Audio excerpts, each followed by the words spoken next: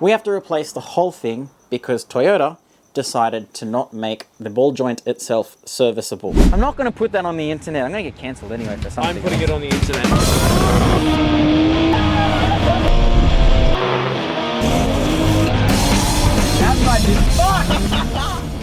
This is a lower control arm for a Supra. Of course, we are replacing the one on this car because it started aggressively vibrating and knocking when I left my driveway the other day. Brand new from Toyota. I think they're around $700. There are aftermarket options where they range from, I think, $1,200 to $1,800, and they do have these separate, so they're serviceable ball joints and they have more adjustability. But this time I have just borrowed it off my other Supra because that one doesn't drive. In the meantime, we're going to be dealing with this.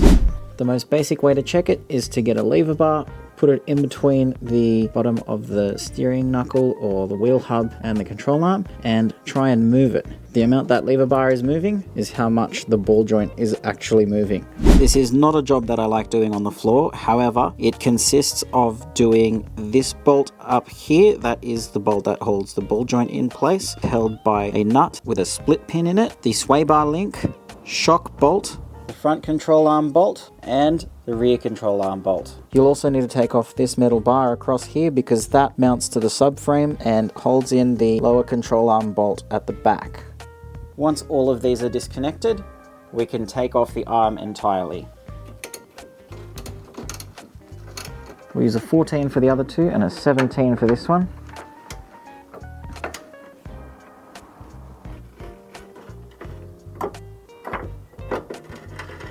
And that exposes the rear camber bolt as well. With these two bolts, you control camber and caster when doing the wheel alignment. The rear bolt here is a 22, and same for the front.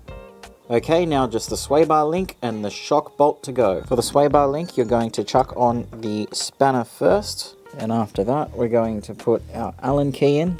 So once we rotate this to loosen it, it's going to press the bottom of this Allen key into the control arm and it won't be able to move, so we'll be able to loosen the actual nut off the thread. Sometimes you will need WD-40 to let that sit in and get rid of whatever rust, or sometimes the thread becomes seized, and then this is very annoying. So wind this out all the way and your sway bar link can be pushed out. And the shock.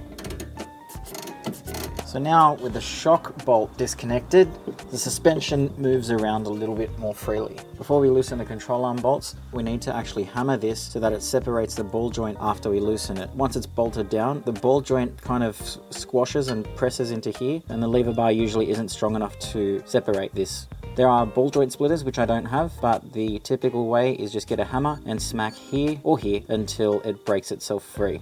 After you've taken the split pin out, use your ratchet and loosen the top bolt here. And this is a 22mm socket. You'll notice the nut has all these cutouts, and that is so that the split pin can go through it once you've locked it. That took longer than I wanted, but the ball joint is free.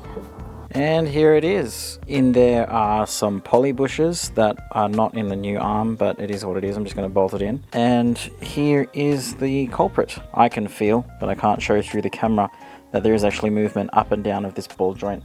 It's got play, it's loose, it is finished. It is too dangerous to keep on the car any longer.